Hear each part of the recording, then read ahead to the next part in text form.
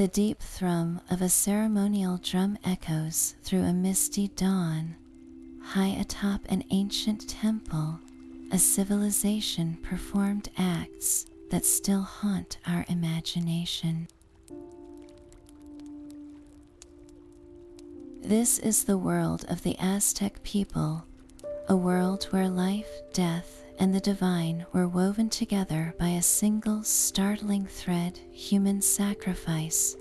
Far from simple brutality, this was a profound and complex dialogue between humanity and the gods, a sacred duty born from a cosmic vision we have almost forgotten. By the end of our journey, you will understand the true purpose behind these rituals and see an entire civilization in a startling new light. We will uncover why they believed the sun needed human blood to rise each morning and what really happened to those chosen for the altar. Before we begin, I would love to know, where are you listening from right now, and what is the local time there as we settle into this story together? What does it truly mean to believe your actions hold the universe together? That cosmic vision was etched in stone, a belief system carved into the very heart of their world. At its center was the legend of the fifth sun. The Aztecs believed our world was the fifth creation, preceded by 4 previous suns, each one destroyed in a cataclysmic event. They lived in the era of the fifth sun, a time destined to end in devastating earthquakes. The only thing preventing this utter collapse was the sun itself, but it was a weakened, struggling star. They saw its daily journey across the sky not as a certainty of physics, but as a precarious battle against the forces of darkness. Every evening the sun died, and every morning it had to be reborn. This rebirth required a terrible, essential fuel, the life force of humanity. The most potent form of this life force was blood, and the ultimate offering was the human heart. In their eyes, the gods had sacrificed themselves to create this world and to set the sun in motion. The debt for this creation was eternal. Humanity's sacred duty, their cosmic responsibility, was to repay that debt through their own offerings. A failure to nourish the gods would mean the sun would simply fail to rise, plunging the world into eternal night and ending the fifth and final age of man. This was not an act of malice, but one of profound reciprocity. It was a transaction on a universal scale, where human life was the currency for continued existence. Can you feel the weight of that belief, the immense pressure of knowing that your entire civilization's rituals were all that stood between the world and its total annihilation? This relationship was a cycle of life given for life, a solemn pact sealed not in cruelty, but in the desperate, sacred hope for one more dawn. This sacred duty found its most powerful expression in the worship of one specific deity. Huitzilopochtli was not just a god, he was the beating heart of the Aztec Empire, a divine being of both the sun and war.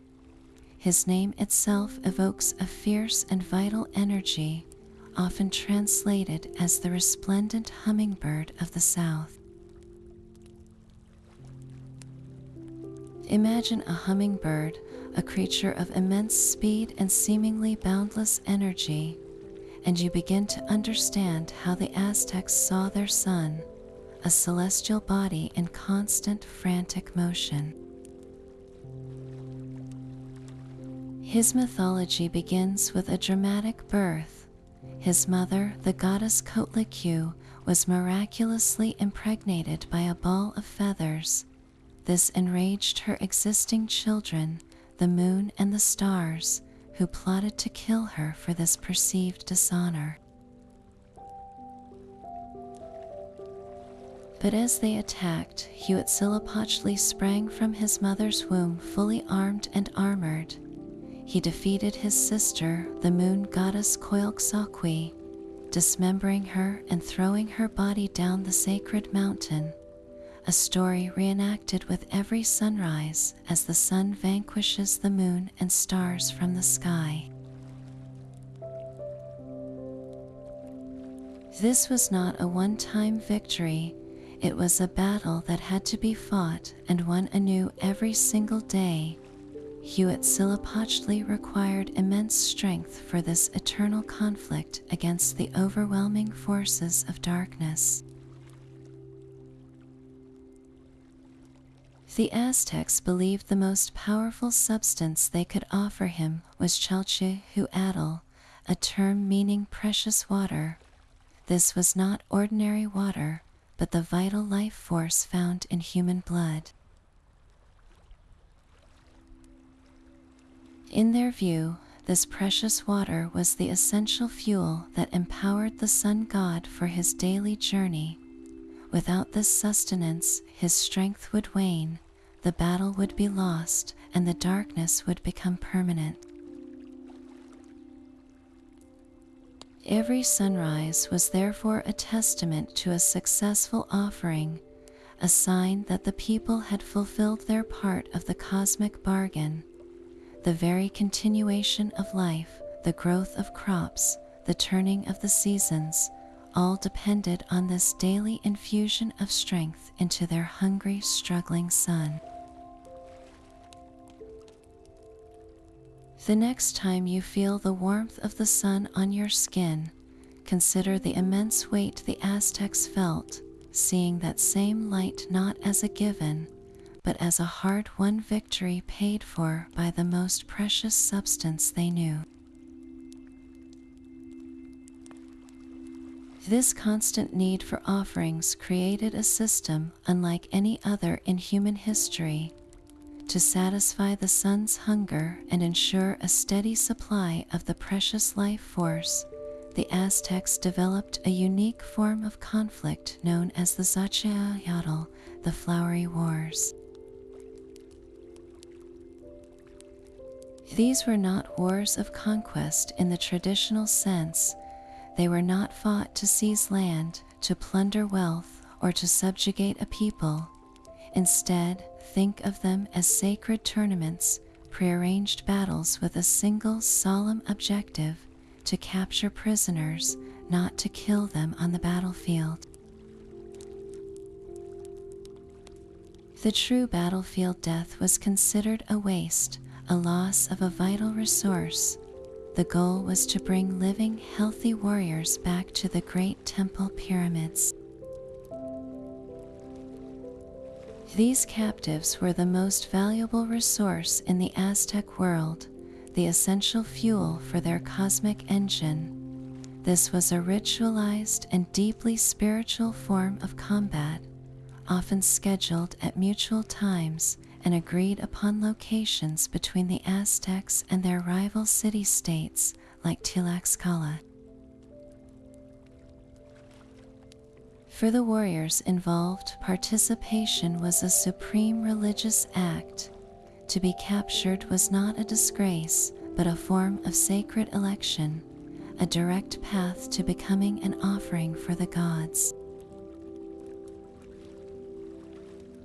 Can you envision this, a battlefield where valor is measured not by the lives you take, but by the lives you capture and present for a higher purpose? This was a divine supply chain, an entire economic system built around the procurement and ceremonial transfer of human life, all dedicated to the desperate, ongoing effort to keep the sun moving across the sky. The moment a warrior's weapon was stripped away, his world transformed. Capture on the flowery war battlefield was not the beginning of an end, but the start of a sacred transformation. Far from being thrown into a dark cell, this captive was now treated as honored guest and future deity. The warrior who captured him became his custodian, a spiritual guide for the journey ahead. This man was often invited into the captor's own home, cared for by the family, and treated with profound respect. He was fed the same food as his hosts, engaged in conversation, and in many ways lived as a member of the household. This was not an act of hypocrisy, but a crucial part of the ritual's meaning. They were not tending to a prisoner, but nurturing a vessel. They were preparing a human being who would soon become the physical embodiment of a god, a living offering whose essence would sustain the cosmos. For the captive, this period was a time of intense psychological and spiritual preparation. He understood his fate, and he was expected to embrace it with courage and dignity. To weep or show fear was to dishonor the gods, his captor, and himself. There was a profound societal expectation for him to meet his destiny with a warrior's heart, to complete his role in the cosmic cycle with grace. Can you grasp the immense mental strength required to live so fully and freely, knowing exactly what awaits you, and to see it not as a punishment, but as a supreme honor? The final ascent up the temple pyramid was the culmination of this sacred journey. He was not dragged in chains, but often walked willingly, sometimes even singing or chanting. As he climbed those steep steps, he was believed to be transforming with each step, shedding his mortal identity and merging with the divine. At the summit, under the open sky, his physical life would end in a single swift act. But in the Aztec worldview, his life force, his precious water, was not lost. It was released, traveling directly to empower the sun god for his journey, to ensure the world would see another dawn. His death was not a termination, but a transference of energy on the grandest possible scale, the ultimate fulfillment of a pact between humanity and the heavens. While the offering of the heart was the most renowned ritual, the Aztec world was filled with a complex tapestry of sacrificial practices, each one meticulously designed for a specific divine purpose. The method of offering was never arbitrary. It was a symbolic act, a carefully chosen performance meant to resonate with the unique nature and mythology of a particular god. For the fearsome goddess Coilxauhqui, the moon deity who was dismembered by her brother Huitzilopochtli, the prescribed method was decapitation. This was a direct reenactment of her myth, a way of ritually repeating her defeat each time an offering was made to her. It reinforced the cosmic order, reminding everyone of the sun's victory over the moon. A different fate awaited those chosen for Tlaloc, the god of rain and fertility. His offerings were often children whose tears were considered especially potent and pure.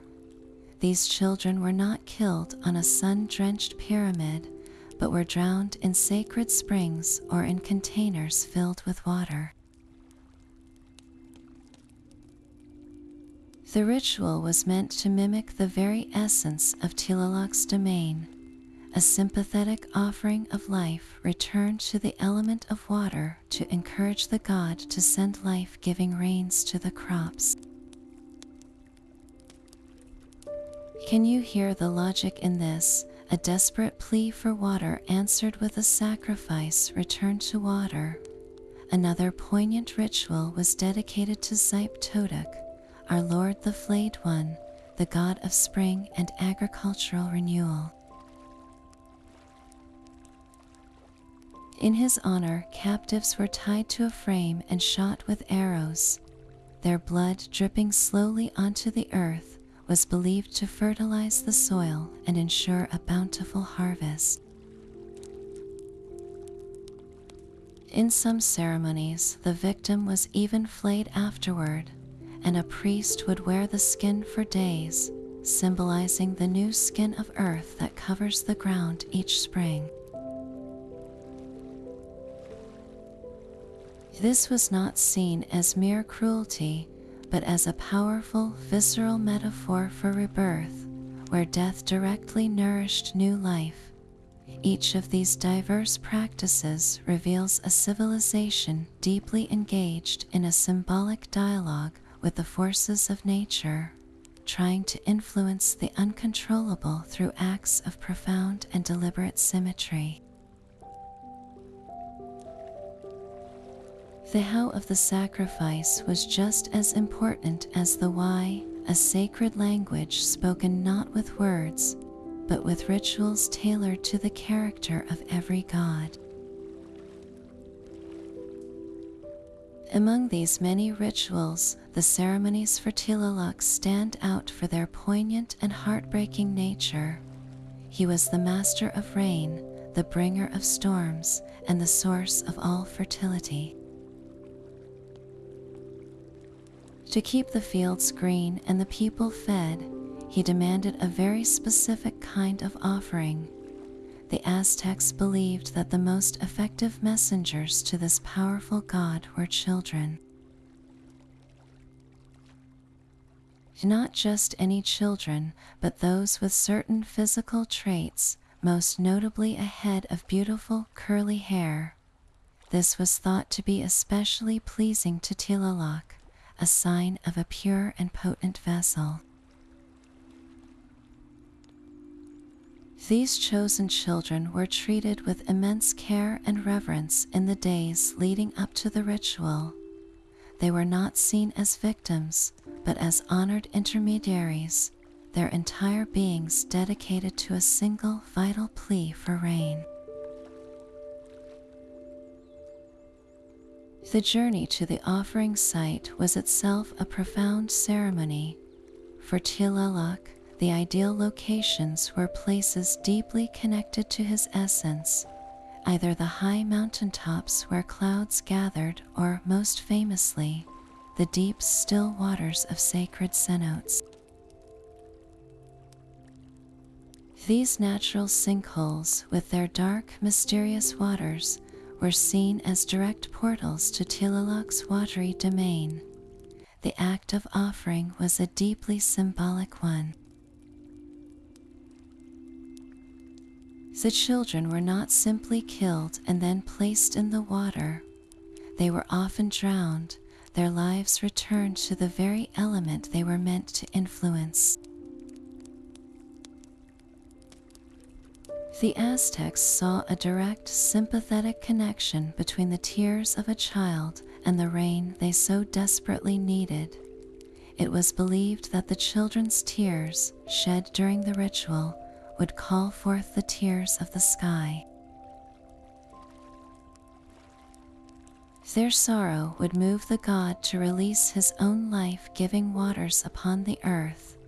Can you feel the desperate circular logic of this belief, where the ultimate gift of a young life was given to petition for the life of the entire community? A successful ceremony meant that the rains would come, the maize would grow tall, and the empire would thrive for another season. In their worldview, this was not an act of cruelty, but the deepest expression of responsibility, a tragic and necessary transaction to sustain the world itself. These solemn duties fell to a class of individuals set apart from the rest of society, the Telemachasqui, the priests. They were the essential bridge between the human world and the divine, and their lives were a testament to total devotion. From a young age, boys chosen for this path were taken to the Comicac, a school attached to the temple, where their training was famously severe. They learned to read the sacred codices, to master the complex calendar that dictated every ritual, and to perform the intricate chants and dances that pleased the gods. But their education was as much physical as it was intellectual. They practiced self-sacrifice, piercing their own tongues, ears, and limbs with magi spines to offer their blood regularly. They spent long nights in vigil, fasting for days on end, and bathing in icy waters as a form of purification. This relentless discipline was meant to strip away all worldly comfort, forging them into pure vessels for divine will. Their very appearance signaled their otherworldly status. They would grow their hair long, matting it with blood and leaving it unwashed as a permanent offering. Their bodies were painted a stark ritual black, and they dressed in simple, humble garments, often just a plain white cloak. Can you see them in your mind, these figures moving through the bustling city, their dark, solemn forms a constant, sobering reminder of the sacred duties that underpinned all of life's vibrancy? Their role was not confined to the temple summit.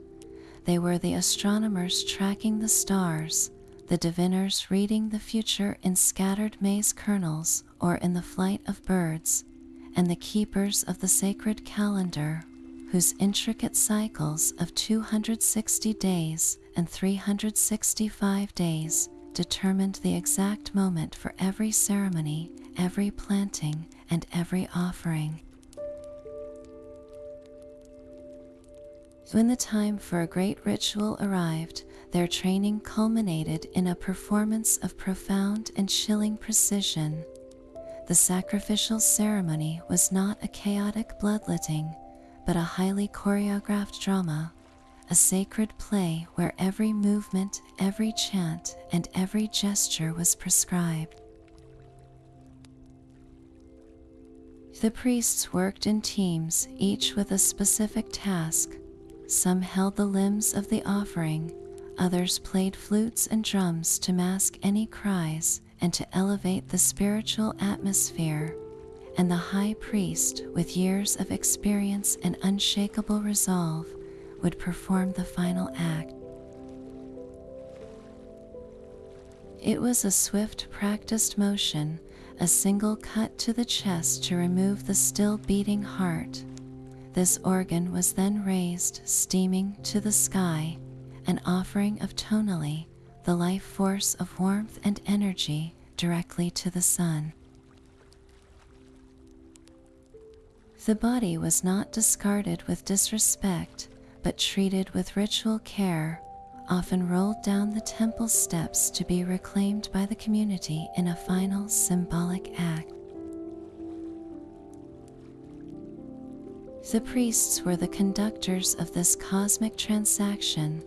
their entire lives a preparation for moments where the fate of the world, in their belief, hung in the balance.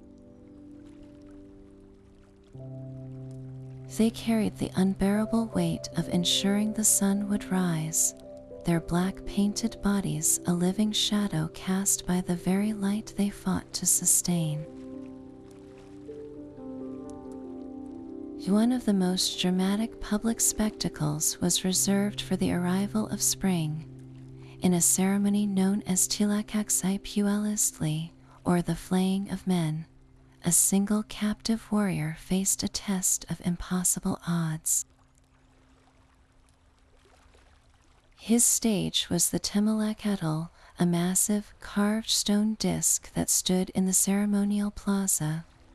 This was not a quiet, solemn ritual atop a pyramid, but a grand performance witnessed by thousands, a powerful drama of life, death, and rebirth played out for all to see. The captive, often a renowned warrior captured in a flowery war, was tethered to the great stone by a long rope.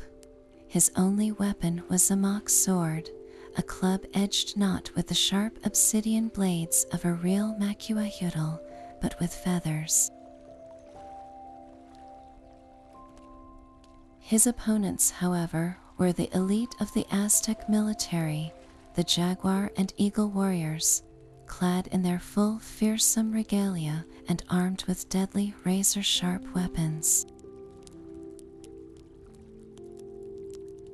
The fight was a reenactment of the sun's daily battle against the stars, a symbolic struggle where the captive represented the celestial body, and the Aztec champions embodied the forces of darkness.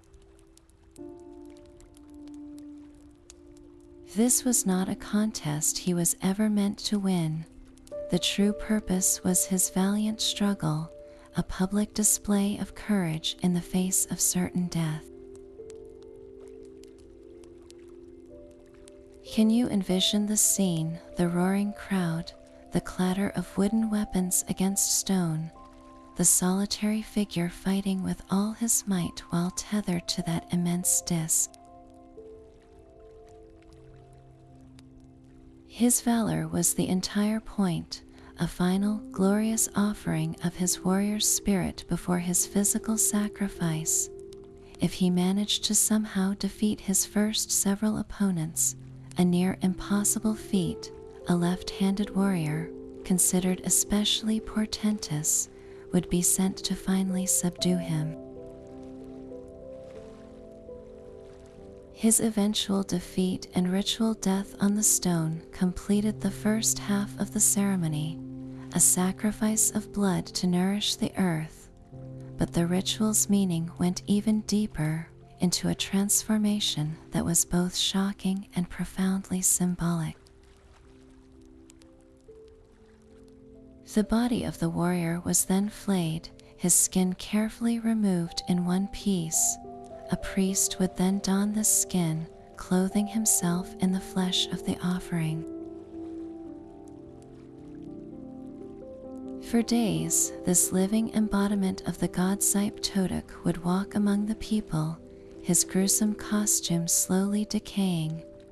This act was a powerful, visceral metaphor for the spring itself, the new skin of fresh vegetation covering the old, barren earth. The death of the warrior and the wearing of his skin represented the cyclical renewal of the world, where life emerges directly from death. The entire spectacle, from the public combat to the final transformation, was a story told not with words, but with action, a community's profound belief in the necessary, if brutal, cycles of nature made terrifyingly real. The symbolism of Zyptotic's rituals ran as deep as the roots of the maize plants he governed. His name, our Lord the Flayed One, speaks directly to the core of his purpose, renewal through a shocking but necessary transformation.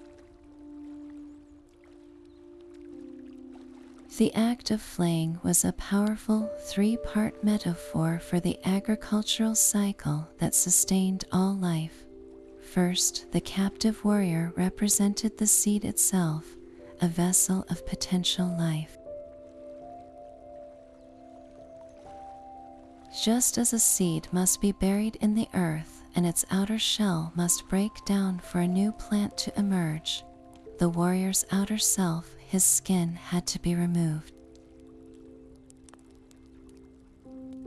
This was not an act of desecration, but of liberation, releasing the life force within to nourish the world. The second stage began when a priest carefully dressed in that removed skin. For 20 days, this living embodiment of the god would walk among the people, a startling figure of death and rebirth intertwined. The skin, once a symbol of a singular human life, was now a sacred garment, slowly drying and decaying over the priest's living body. This visual was a direct parallel to the fields after the harvest, when the old, dead husks of plants cover the ground, a necessary blanket of decay from which new growth will sprout. Finally, after those 20 days, the priest would remove the shriveled skin in a final ceremony. This act symbolized the emergence of the fresh green shoots of maize, the new skin of the earth pushing through the old. The entire prolonged ritual was a physical prayer for fertility, a desperate plea for the earth to once again clothe itself in life. Can you sense the profound connection they were making, seeing the very same process in a man's skin and a field of corn? This was the ultimate expression of their worldview, where death was not an end, but the essential precursor to life, a cycle as reliable and as demanding as the seasons themselves. Yet the grand public ceremonies were only one part of this sacred economy. For every spectacular offering on the temple summit, there were countless private acts of devotion happening in the quiet of homes and local shrines. This was the practice of auto-sacrifice, a personal and daily form of bloodletting that bound every single person, from the highest emperor to the lowest commoner, directly to the cosmic struggle. It was a universal duty, a way for an individual to feed the gods with their own vital essence, their own chalchihu adel, or precious water. The tools for this intimate ritual were as humble as they were painful. A sharp magi spine taken from the agave plant or the barbed tip of a stingray tail. There were no priests to perform this act, only a person alone with their faith and their resolve. They would pierce the soft flesh of their earlobes, their tongues, or even their genitals, collecting the blood that welled up on strips of bark paper. These blood-soaked papers were then burned, the smoke carrying the essence of the offering directly to the gods. Can you feel the sting of that personal commitment, the quiet daily pain endured for the sake of the world? For the nobility, this was a demonstration of their piety and strength, a way to lead by example. For the common person, it was a direct line to the divine, a tangible way to participate in the preservation of the cosmos. While the emperor might offer his blood to ensure the sun's victory, a farmer might offer hers in a desperate plea for rain on her maize fields. it was a deeply egalitarian burden in a highly stratified society, a shared understanding that everyone, regardless of status, held a piece of the universe's stability in their own veins. This constant personal offering wove a thread of sacred responsibility through the entire fabric of Aztec life, a quiet, persistent hum of devotion underpinning the roar of the great temple drums. The final swift act of the ritual required a blade of impossible sharpness. In a world without metal, the Aztecs turned to the heart of the volcano itself, a material known as itztli or obsidian. This volcanic glass, when fractured with masterful skill, could form an edge that was molecularly thin, sharper than even the finest surgical steel today. From this glittering black stone, artisans crafted the tekpaddle, a double-edged ritual knife that was less a tool and more a divine instrument. Its blade, though fragile, could part flesh with a breathtaking, almost surgical precision, a necessity for the specific and rapid work required at the summit of the temple.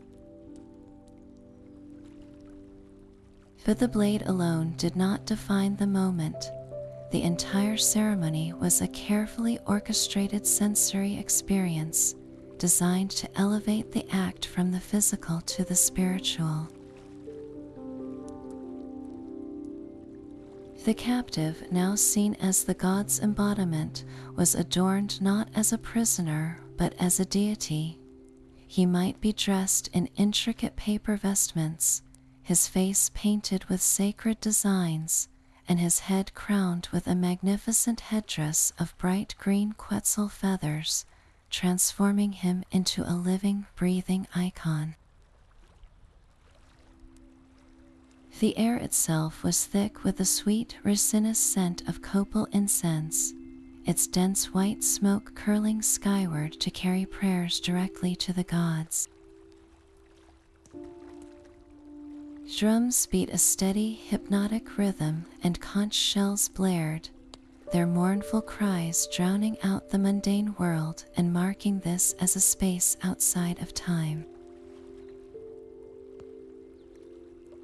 Can you see the full picture, the glittering black knife held aloft, the figure resplendent in his sacred costume, the entire scene veiled in fragrant smoke and resonant sound?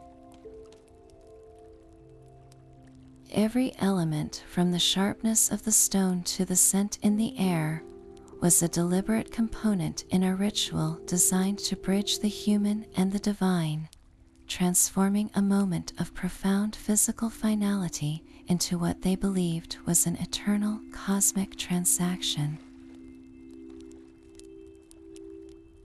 Spanish accounts speak of rivers of blood flowing from the temples, describing sacrifices on a scale that seems to defy human comprehension.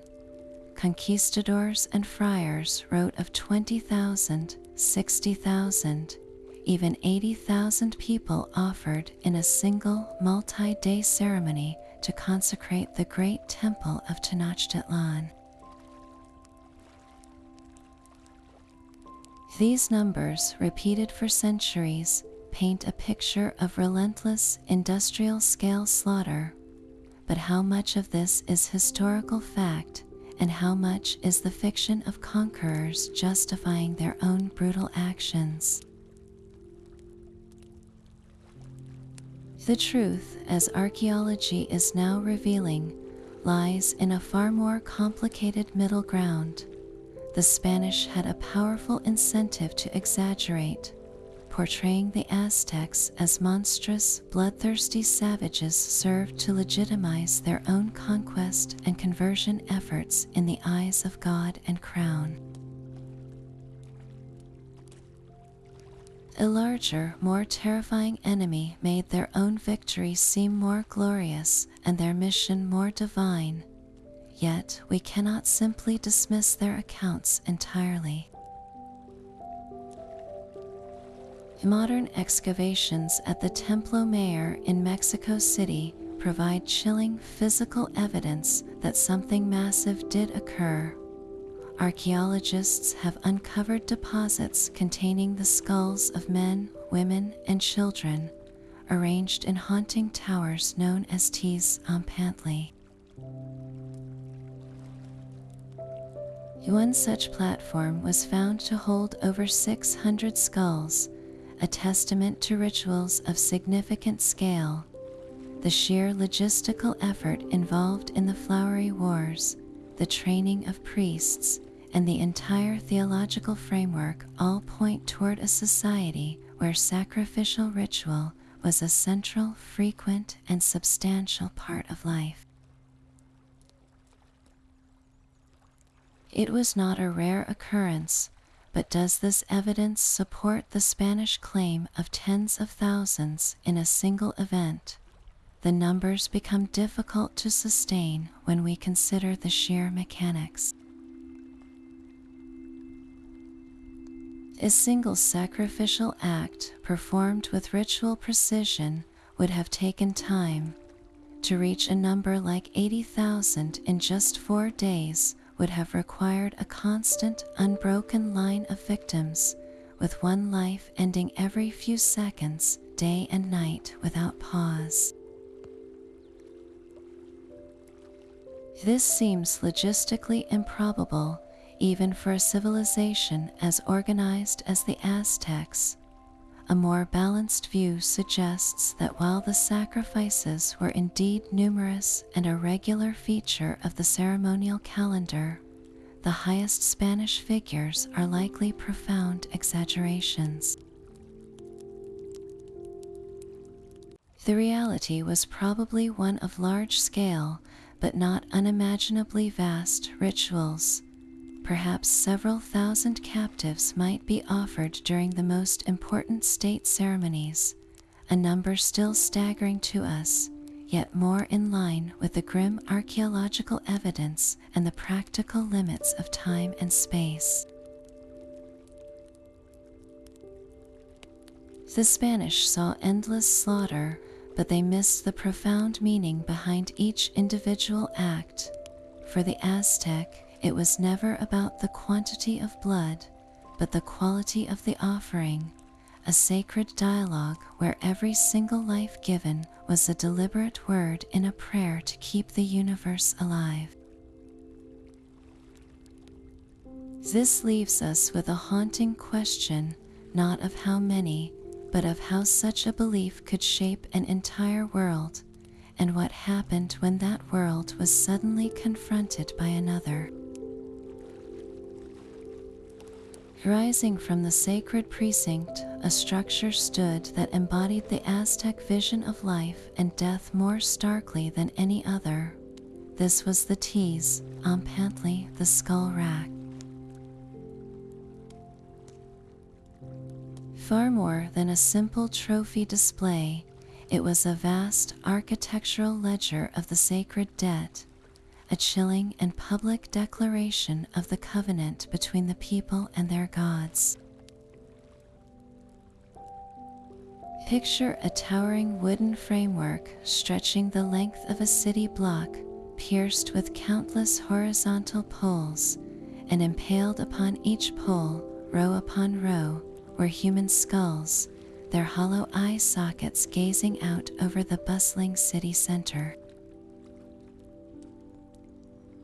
The Spanish conquerors saw only a house of horrors, but to the Aztec people, this was a place of profound spiritual power.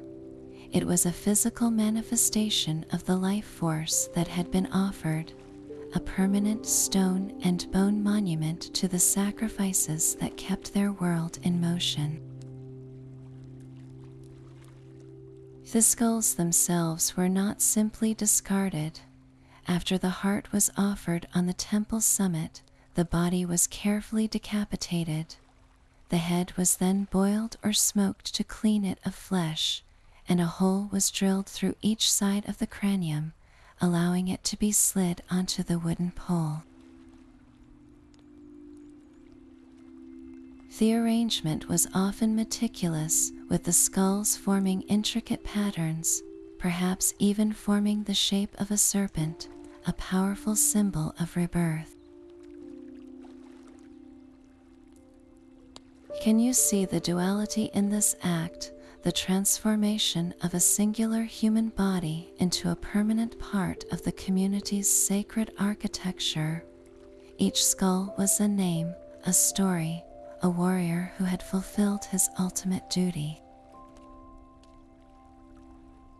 They were not forgotten, but were instead gathered together, their collective presence a testament to the ongoing struggle for cosmic order.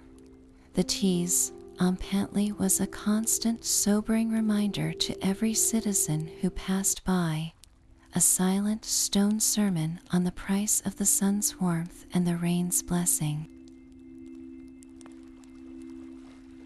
It was a bridge between the world of the living and the realm of the honored dead, who were believed to remain present, their collective energy still contributing to the stability of the fifth sun. This was not a monument to death's finality, but to its fertile potential, a belief that from the ending of many lives came the continuous renewal of one world. For centuries, the great T's Ompantli existed only in the horrified accounts of Spanish conquerors, a structure so alien to their world that it seemed almost a myth. Then, in 2015, archaeologists working deep beneath the streets of modern Mexico City struck stone. Their trowels revealed not just a few scattered bones, but the physical heart of that legend, the main T's Ompantli of the Templo Mayor.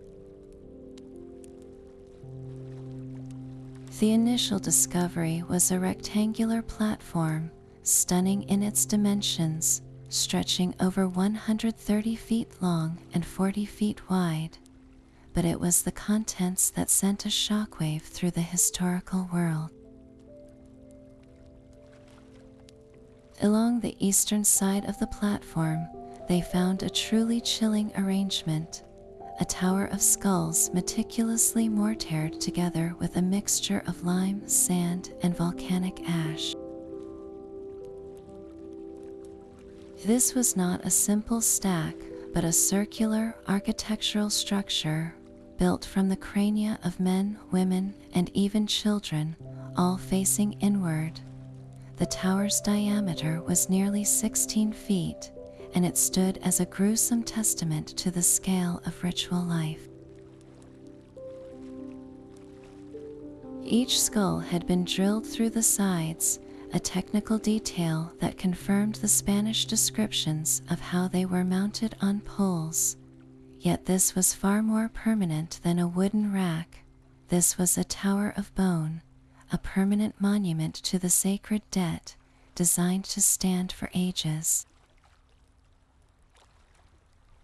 As the excavations continued into 2017 and beyond, the sheer volume became almost incomprehensible. The team has since uncovered several hundred skulls, with experts estimating the original structure contained many thousands, perhaps even the tens of thousands the Spanish had described. This was no longer a matter of debating colonial exaggerations. This was tangible physical proof that forced a complete re-evaluation of Aztec ritual practice. The presence of female and juvenile skulls was particularly revealing, contradicting the long-held assumption that only male warriors were sacrificed. It pointed to a far more complex and diverse ritual landscape, where different gods required different kinds of offerings. Can you grasp the weight of this discovery? the moment when centuries of hearsay were replaced by the silent, staring evidence of a tower built not of stone, but of human remains. This was not a discard pile, this was sacred architecture. The tower stood at the corner of the platform, a powerful three-dimensional expression of the Aztec belief in the cyclical nature of life and death, a physical prayer made from the very substance it sought to influence. The stillness after the sacrifice held its own sacred purpose. Once the heart had been offered and the body rolled down the temple steps, a final, deeply controversial act sometimes commenced, one that modern minds find particularly difficult to reconcile. The limbs of the victim, particularly the arms and legs, were occasionally prepared and consumed in a ritual feast, primarily by the nobility. This was not a hidden or shameful practice, but a recognized, though likely infrequent, part of the ceremonial cycle. To understand this, we must step completely outside our own cultural framework and into theirs, where the very substance of a human being was imbued with sacred power. The consuming of the flesh was seen as the ultimate act of communion. Just as the gods had consumed the divine substances of creation to form the world, the Aztec elite were, in a sense, consuming the divine essence of the person who had become a god impersonator. It was a way of internalizing that sacred power, of completing the cycle of reciprocity by taking the divine energy into their own bodies. One theory suggests this was a form of cosmic recycling, where the life force, the tonali, contained in the flesh was too potent to waste and needed to be reclaimed by the community's leaders to strengthen the entire social body. Can you conceive of a world where eating is not merely sustenance, but a solemn metaphysical duty? Yet a more pragmatic theory also exists, one that does not necessarily cancel out the spiritual explanation. Some scholars point to the fact that the Aztec Empire, for all its grandeur, existed in a fragile ecological niche with limited sources of animal protein. There were no large domesticated animals like cows or pigs. The primary meat sources were turkey, dog, and wild game, which were not always sufficient for a massive urban population. In this context, the limbs of a sacrificial victim represented a rare and significant source of protein. This does not mean the act was devoid of meaning, transforming it into mere butchery. Instead, the spiritual and the practical were likely woven together into a single, inseparable thread. The consumption was a sacred act that also happened to provide physical nourishment, a dual purpose that reinforced its necessity in their eyes. The flesh was not taken indiscriminately, but from a specific, sanctified individual, and it was consumed within a strict ritual context, likely by those who bore the responsibility of leading the people and interacting with the gods. This fusion of the symbolic and the material stands as one of the most challenging aspects of the Aztec world to comprehend, a stark reminder that their universe operated on a logic where the body was both a spiritual vessel and a physical resource, all dedicated to the relentless, ongoing effort to sustain a fragile cosmos. This profound conditioning began from the moment a warrior first held a weapon. His entire life was a preparation for this single crowning moment. The most glorious death a man could aspire to was not in the chaos of the battlefield, but in the ordered ritual atop the temple, a death that guaranteed his soul a destiny far superior to the gloomy common underworld.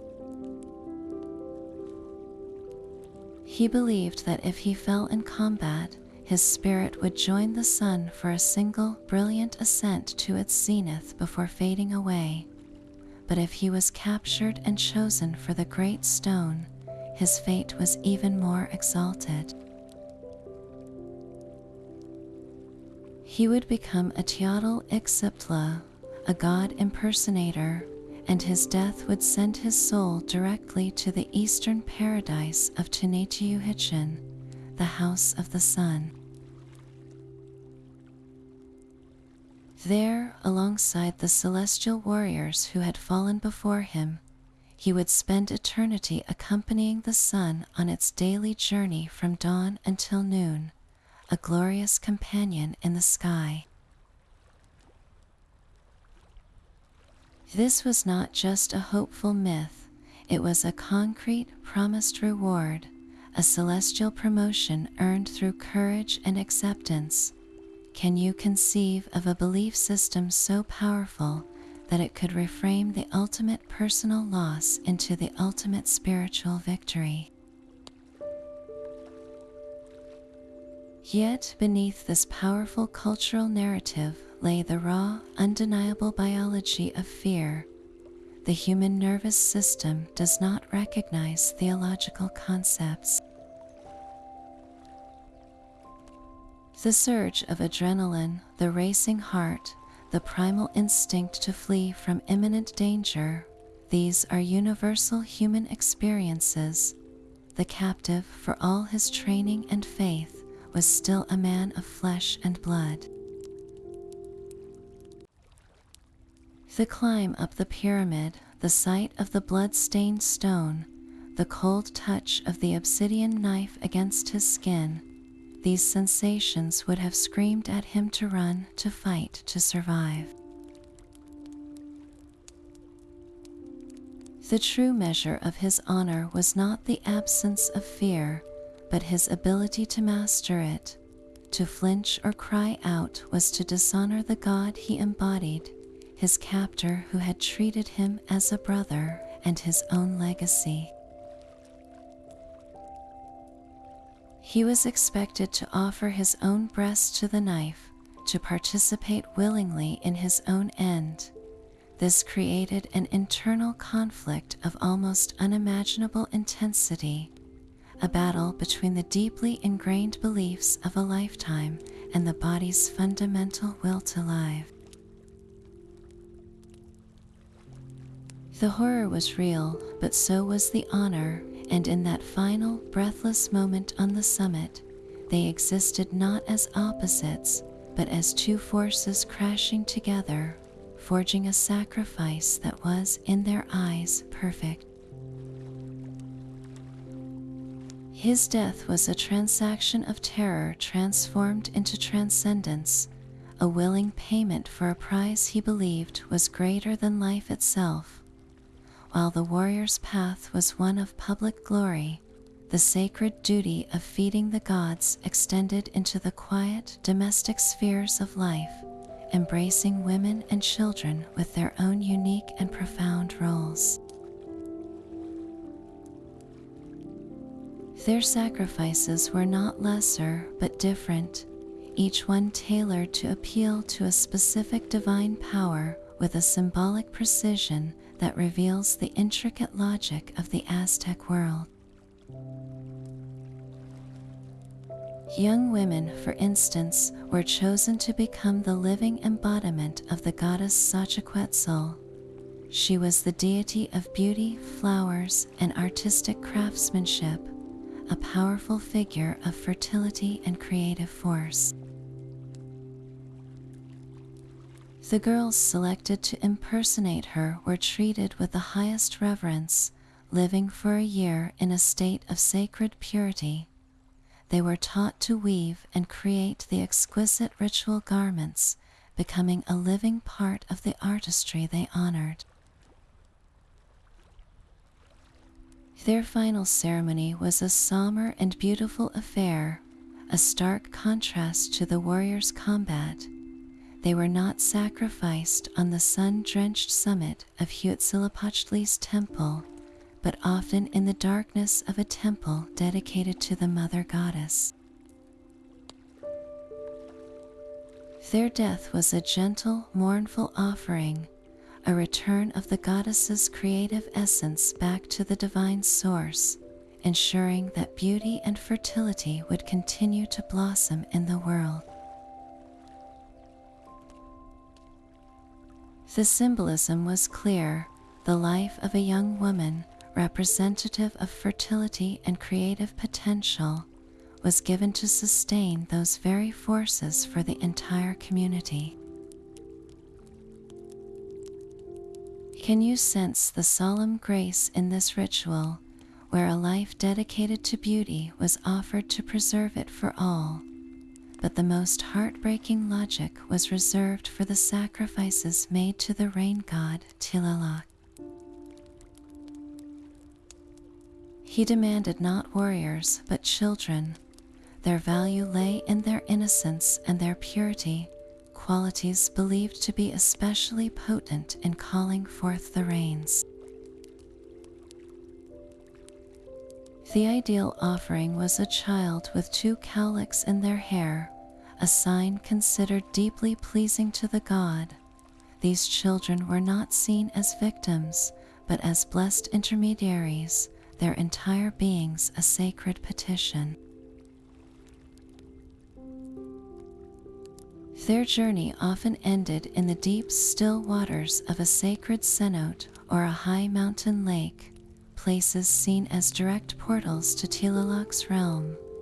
The ritual was a poignant act of sympathetic magic.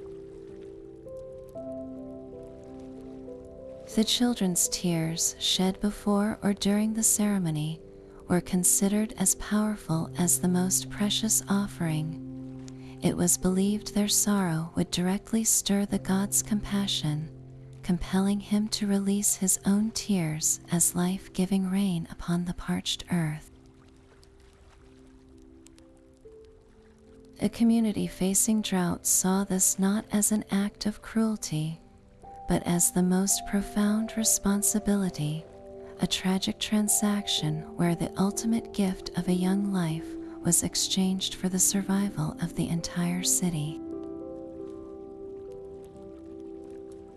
In the Aztec cosmological system, every life had a designated sacred purpose, and the willing sacrifice of a child was the highest form of prayer for the water that sustained all others. At the very center of the Aztec universe stood a man-made mountain. The Templo Mayor was not merely a temple, it was the axis mundi, the pivotal point around which all of existence revolved. This colossal double pyramid rose from the heart of Tenochtitlan, its twin staircases leading to 2 separate shrines at the summit. One shrine, painted in brilliant blue and white, was dedicated to Tlaloc, the ancient god of rain and fertility. The other, splashed in vivid red, was the sanctuary of Huitzilopochtli, the patron god of the sun and war. This architectural duality was a perfect mirror of the Aztec world itself, a constant balance between the life-giving waters of the rain and the life-sustaining energy of the sun.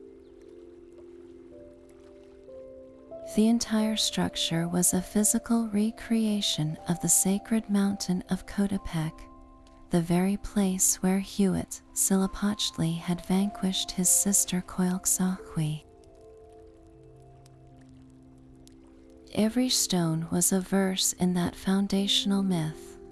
The great stone disk depicting her dismembered body, discovered at the pyramid's base, was not hidden away.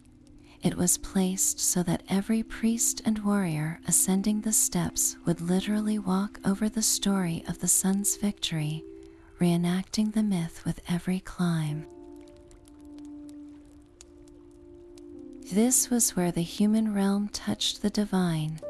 The temple was the channel, the sacred conduit through which the vital energy of sacrifice flowed upward to nourish the gods, and through which the divine blessings of rain and sunlight flowed back down to sustain the people. Can you feel the profound symbolism of this place, where a single building connected the earth to the heavens, and every ritual performed on its sum? It was an act of cosmic maintenance for the entire world. The moment the knife fell, a new journey began. For the Aztecs, physical death was not an end, but a transition, a release of the soul onto a path determined by the nature of one's final moments. The afterlife was not a single, uniform paradise, but a realm of distinct destinations, each a reflection of how a life was given. The most celebrated path was reserved for the warrior captured in battle or upon the sacrificial stone. His soul did not descend into darkness, but ascended, transforming into a luminous companion to the sun itself. These honored dead would travel with the sun on its brilliant eastern journey from dawn until its zenith, filling the sky with their radiant energy. After 4 years of this celestial service, their souls would return to earth, transformed into hummingbirds and butterflies, creatures that sipped the nectar of flowers and embodied the very essence of life and joy. This was the ultimate reward for a warrior's courage, a cycle of glory that moved from the temple to the heavens and back to the living world. But this exalted fate was not exclusive to men. Women who died in childbirth were regarded with the same awe and honor as a warrior who fell in combat. They were seen as courageous warriors themselves, having battled to bring new life into the world. Their souls became the Cihuatateo, deified women who resided in the western sky, the place where the sun died each evening. They too accompanied the sun, but on its descent from noon until dusk, their powerful spirits believed to cause phenomena like seizures and madness in the living, a reminder of their potent, untamed energy. Can you sense the profound symmetry in this, a cosmology where the gates of the afterlife were opened not by a life of piety, but by the specific sacrificial nature of one's death? Yet for the vast majority of people, those who died of sickness, old age, or simple accident, the journey was far more arduous. Their souls were destined for Mictlan, the underworld, a somber and layered realm deep beneath the earth.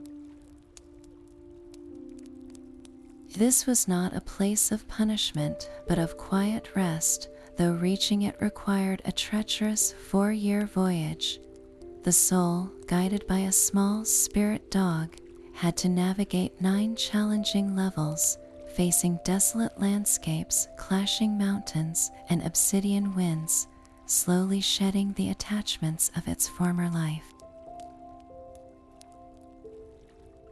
Only after completing this long pilgrimage would the soul find its final dissolution and peace in the deepest chamber of Mictlan, alongside the Lord and Lady of the Dead. This complex map of the afterlife reveals a civilization deeply concerned with cosmic balance, where every death, whether glorious or common, played a necessary part in sustaining the fragile order of the fifth sun. For the Spanish soldiers and friars who entered Tenochtitlan, the city was a vision of impossible splendor, a place of gleaming white temples and bustling canals. Yet this wonder curdled into a profound, gut-wrenching horror when they witnessed the spiritual engine at its core. They saw the blood-caked priests with their matted hair, the glint of the obsidian knives, and the terrifying scale of the T's, Pentley with its thousands of vacant skulls. To men steeped in the Catholic faith, where a single willing sacrifice on the cross redeemed all humanity, this was not a sacred dialogue with the divine. It was a perversion, a slaughterhouse run by the devil himself. Their revulsion was immediate and visceral, a conviction that they were witnessing pure, unmitigated evil. This powerful emotional reaction became the moral cornerstone for everything that followed. The conquest was no longer just a quest for gold and land, it was now a holy crusade. Hernán Cortés and his men framed their brutal campaign as a divine mandate, a necessary war to liberate the native people from satanic oppression and to save countless souls from being fed to these bloodthirsty idols. The very practices that the Aztecs believed sustained the universe became, in the Spanish narrative, the ultimate justification for its utter annihilation. How different history looks when viewed through the lens of incompatible truths, where one civilization's profoundest act of faith is another's incontrovertible proof of damnation. The Spanish response was swift, systematic, and absolute. They moved to dismantle the Aztec world not just brick by brick, but belief by belief. The first and most symbolic act was the physical destruction of the Templo Mayor, that sacred axis of the universe. Using forced native labor, the conquistadors tore down the great twin pyramids, stone by blood-stained stone. They toppled the idols of Huitzilopochtli and Tlaloc, dragging the massive sculptures through the mud and smashing them into rubble. Where the hummingbird god's red shrine once stood, they used the very stones to lay the foundation for a new structure, the Cathedral of Mexico City. This was more than a military victory, it was a spiritual overwrite, a deliberate act meant to prove the utter impotence of the old gods. The cosmic conduit was severed. The channel through which life force flowed to the sun was physically broken. Can you fathom the spiritual vertigo of watching your universe's centerpiece become mere construction material for a foreign god's house? The Spanish monks then launched a relentless campaign of forced conversion. They baptized thousands, often at sword point, teaching that the single sacrifice of Christ on the cross had rendered all others obsolete and blasphemous. The daily auto-sacrifice, the personal bloodletting that connected every citizen to the divine, was now forbidden, labeled a sin. The flowery wars were outlawed, cutting off the supply of sacred warriors and halting the cycle of divine nourishment. For the Aztec people, this created a crisis beyond comprehension. Their entire framework for existence had been declared not just wrong, but evil. The sun, against all their deepest fears, continued to rise each morning without their offerings. This was perhaps the most profound shock of all, a terrifying and disorienting proof that the cosmos did not operate as they had always believed. The sacred duty that had given meaning to life and death was suddenly, violently rendered meaningless, leaving behind a terrifying void where a thriving cosmic order had once been. The echoes of those temple drums did not simply fade into silence.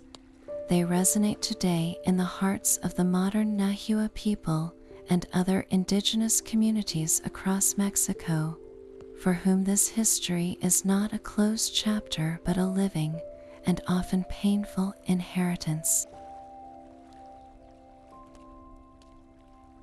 The colonial narrative written by the conquerors reduced their ancestors to a single brutal act, defining an entire civilization by its most challenging rituals while erasing its profound philosophical and artistic achievements.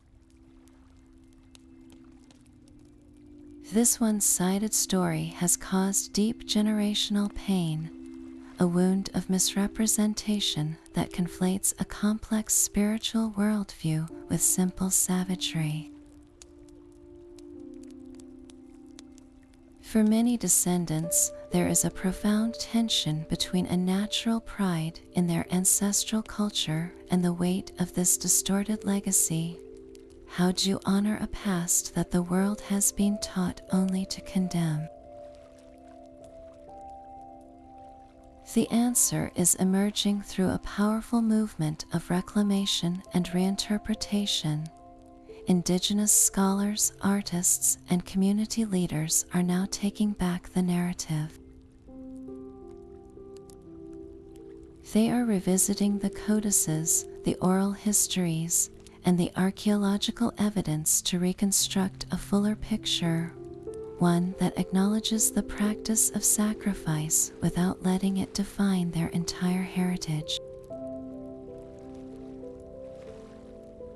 They speak of the Aztecs' magnificent poetry, their advanced understanding of astronomy and mathematics, their intricate legal systems, and their deep ecological wisdom. The focus is shifting from a fixation on death to a celebration of the life-affirming principles that also underpinned their world: the respect for nature, the value of community, and the pursuit of knowledge. This is not an effort to glorify or excuse, but to contextualize and humanize. It is a journey to untangle their identity from the colonial lens, to find a way to carry both the pride and the complexity forward, ensuring that the voices of the past are finally heard in their own words, telling a story not just of how people died, but of how they lived and why they believed so deeply in their connection to the cosmos. Science now sifts through the ancient soil, offering truths that written records alone cannot provide. While historical accounts give us the story, archaeology uncovers the raw data of lived experience, and modern forensic techniques read that data like a meticulous biography. One of the most revealing tools is isotopic analysis, a process that reads the chemical signatures locked inside a person's bones and teeth. The water and food we consume leave a distinct geographic fingerprint, a record of where we grew up and where we lived our final years. When researchers apply this technique to skeletal remains found at the Templo Mayor, a surprising narrative emerges. many of the victims were not local to the Tenochtitlan area. Their chemical signatures point to origins across Mesoamerica, from the Gulf Coast to distant highland valleys. This scientific evidence vividly confirms the reach of the Aztec Empire and the reality of the Flowery Wars. These were not just local captives, but individuals brought from hundreds of miles away, their lives culminating in a sacred journey to the center of the world.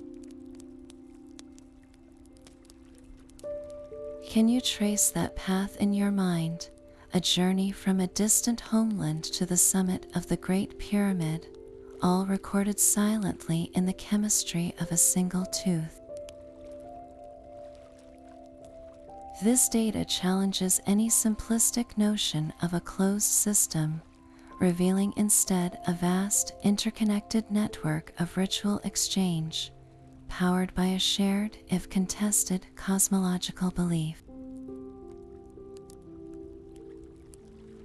Further clues are etched directly into the bones themselves in the form of cut marks. Forensic archaeologists examine these marks under high-powered microscopes, studying their depth, angle, and morphology. The goal is to understand the tools and the techniques used, moving beyond horror to a clear picture of ritual practice. The unique composition of obsidian, that volcanic glass, creates a cut that is incredibly sharp and clean, distinct from the rougher gouges left by metal blades. Analysis confirms the use of these razor-sharp implements and reveals a startling precision. The marks on rib cages and sternums often show a remarkable consistency, indicating a single, swift, and practiced motion. This was not a frantic or haphazard act, but a procedure performed with chilling skill, a somber craft perfected through repetition. The bone evidence largely corroborates the Spanish descriptions of the method, but it also adds a layer of clinical detail they could never have provided. It tells us of the angle of the blade's entry, the force applied, and the anatomical knowledge possessed by the priest. This transforms the act from a vague historical horror into a specific, reconstructed moment, a procedure as technically proficient as it was spiritually profound. Even the artifacts used in these ceremonies have their own stories to tell. Ceremonial pots and incense burners, long emptied of their original contents, are now subjected to residue analysis. Scientists use advanced chemistry to detect microscopic traces of substances that have clung to the clay for centuries. In vessels found near sacrificial sites, they have identified the residue of two key materials. The first is pulque, an alcoholic beverage made from fermented maguey sap. The second, and more significant, is human blood. The presence of pulque suggests its use in ritual intoxication, perhaps to ease the victim's passage or to alter the consciousness of the participants, bridging the human and divine realms. The confirmed presence of blood, however, is the ultimate physical corroboration.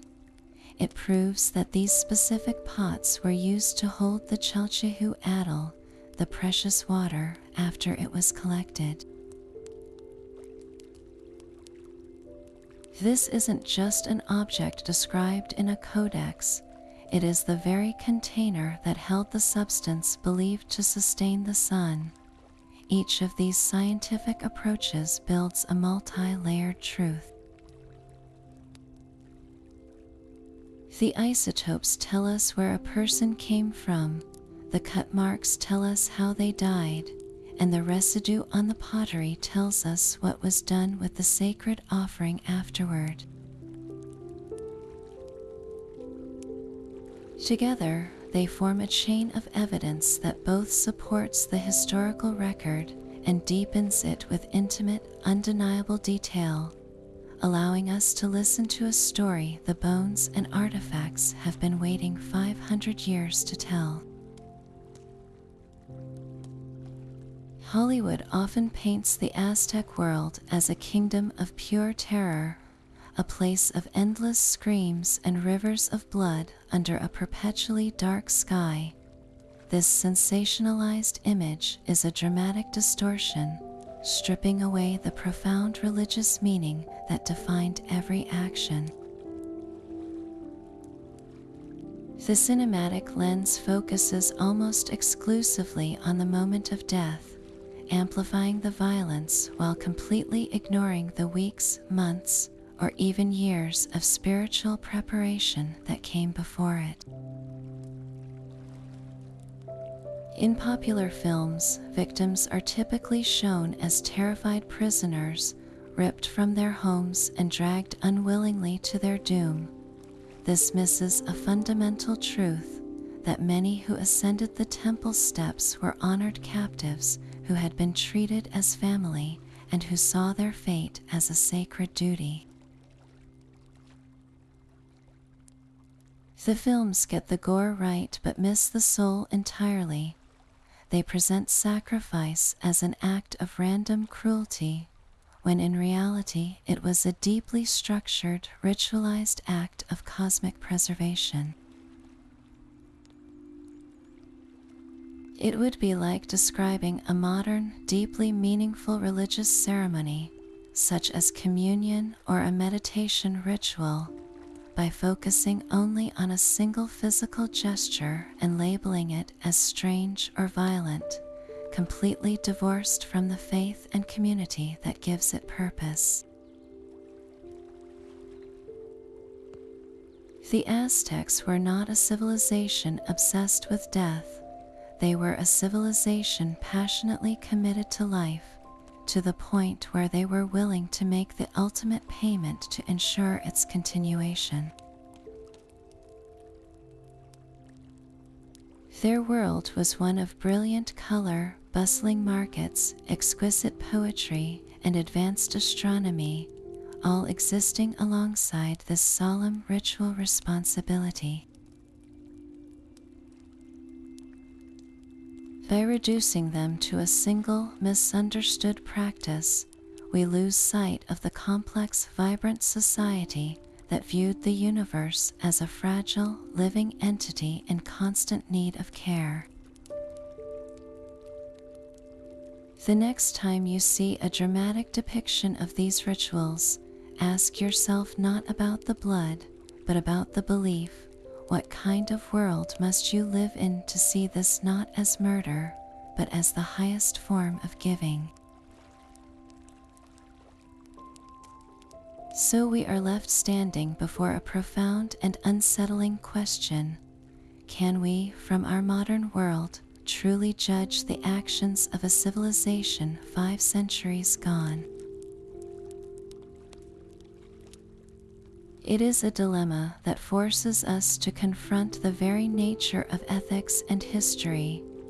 The principle of cultural relativism suggests we must try to understand a society within its own context, by its own rules and beliefs.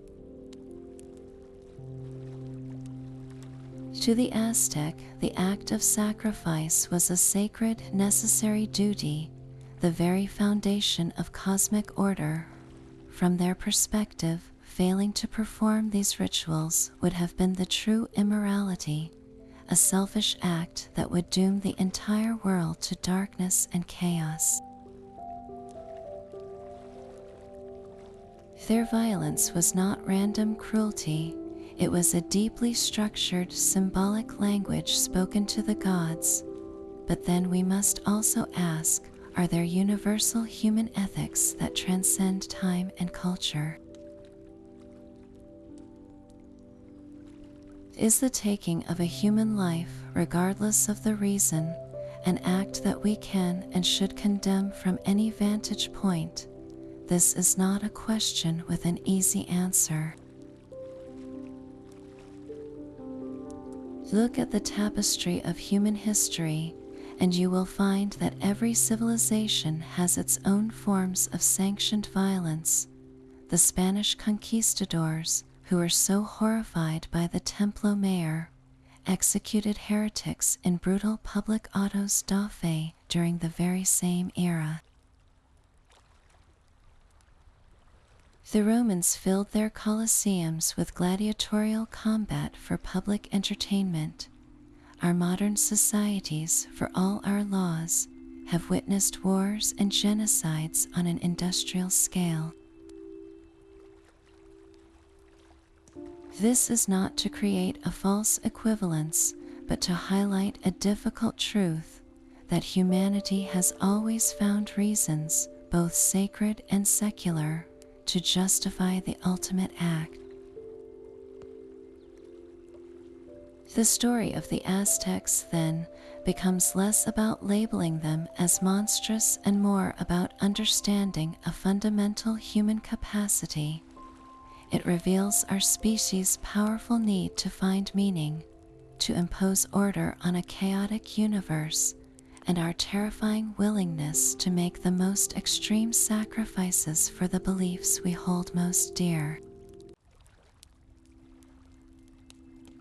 Their practices force us to look into a dark mirror and ask, what cosmic debts do we believe we are paying today, and what sacrifices are we, as a society, still willing to make?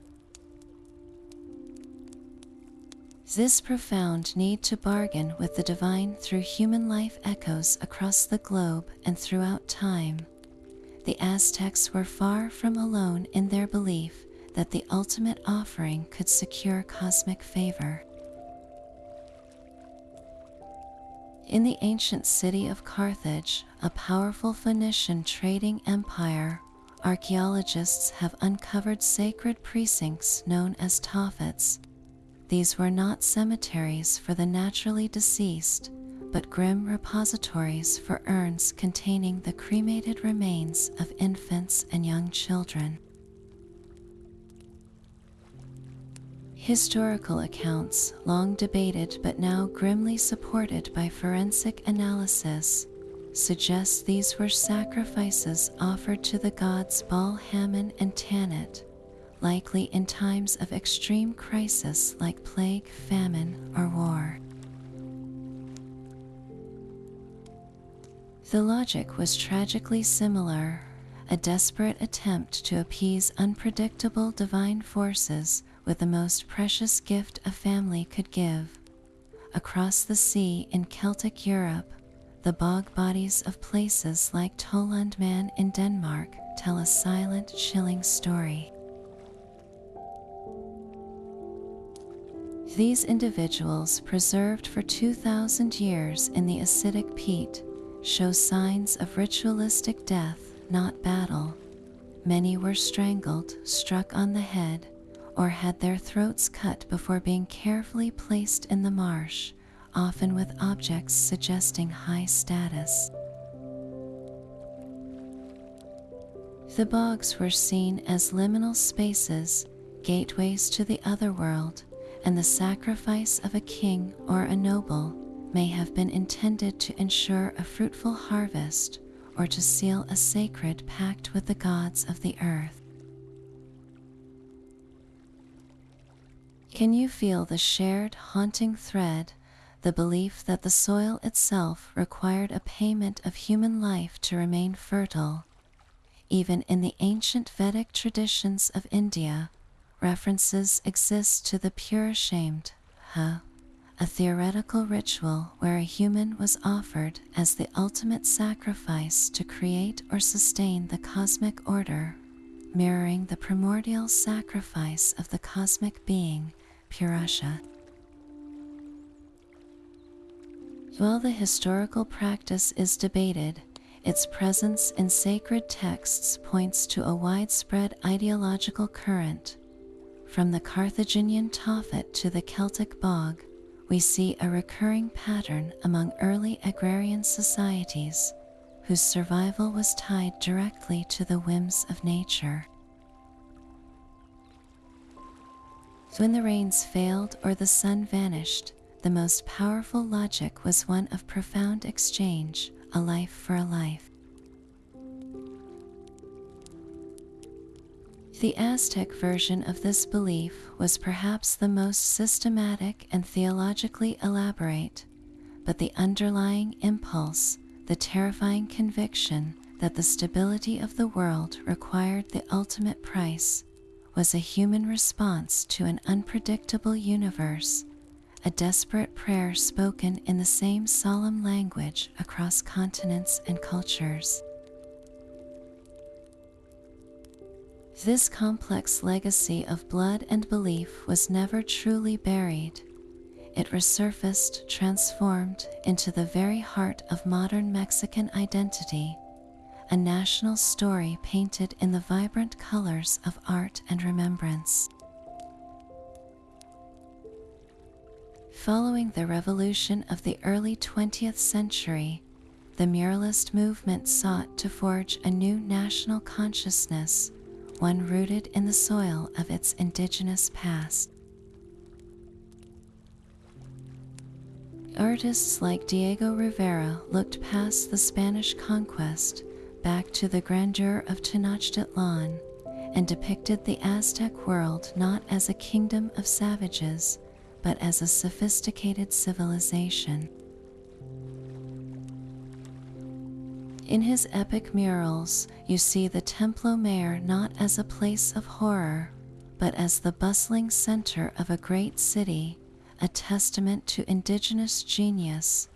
The sacrifices are not hidden, but they are contextualized within a grand narrative of cosmic order and human duty.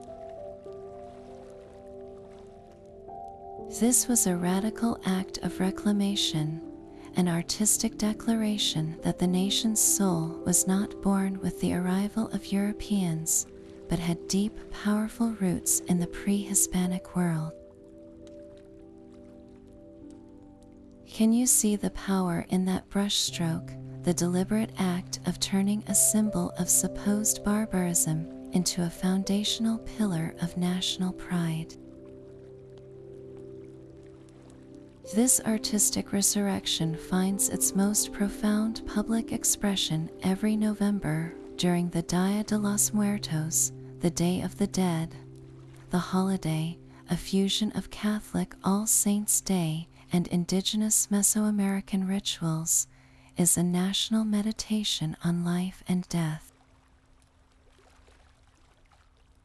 The vibrant marigold petals guide the souls of the departed back to the world of the living, where they are welcomed with offerings of food, drink, and music.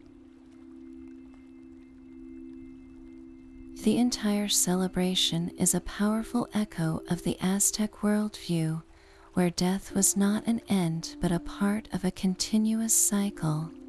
The ofrendas, the altars built in homes and cemeteries, are a form of modern reciprocity, a symbolic offering to the ancestors that mirrors the ancient logic of feeding the gods. It is a transformation of grief into celebration, a communal act that declares our connection to those who have passed is not severed. The historical bloodshed is not reenacted, but its spiritual core, the belief in an ongoing dialogue between the living and the dead, has been woven into the fabric of national life. This is how a painful history is not forgotten, but alchemized, its darkest chapters mourned and its most enduring philosophies embraced, creating a unique cultural resilience that stares into the face of mortality and smiles. Despite the chilling towers of skulls and the detailed codices, so much of this world remains shrouded in a silent mystery. The most fundamental questions, the ones that would allow us to truly understand the rhythm of their sacred year, still lack definitive answers. We do not know, for instance, the precise annual number of sacrifices. Could it have been a steady, regular offering, a few each day to maintain the cosmic balance?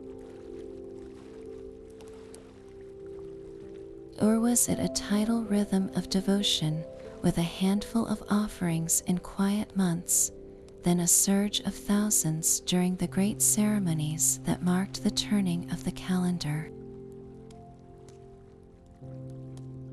The Spanish chronicles give us staggering numbers for singular events, but without a true census of the city, we cannot know if these were exceptions or the rule. The logistics alone present a haunting puzzle, a calculation of life and faith that we can no longer complete.